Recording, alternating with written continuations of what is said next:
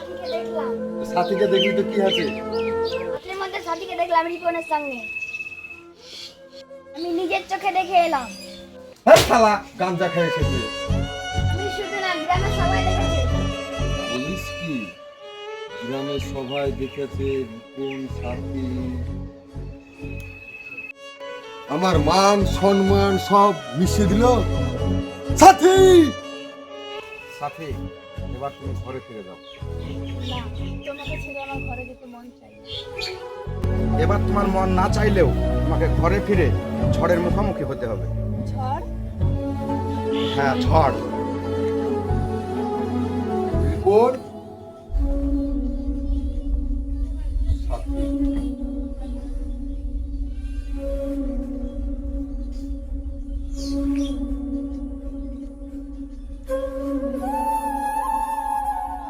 দাঁড়া। কোথায় গেছিলি? কেন?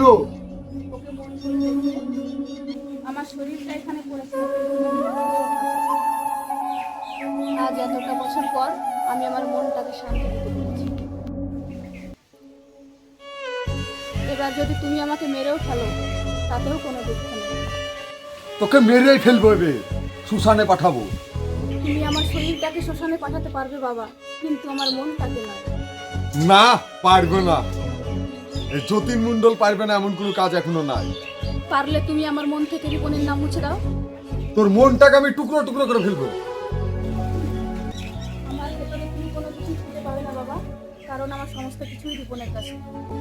তাই তাহলে আমি রিপনকে শেষ করে ফেলবো। রিপনের কোনো কিছু তো তার কাছে নেই বাবা, তার সব কিছু তো আমার কাছে। তোকে মারলে যদি রিপন মরে তাহলে আমি সেটাই করবো। তোর কথা ভুলে গেলে তোকে মেরেই ফেলবো। আমাকে একটু আসতে পারো বাবা।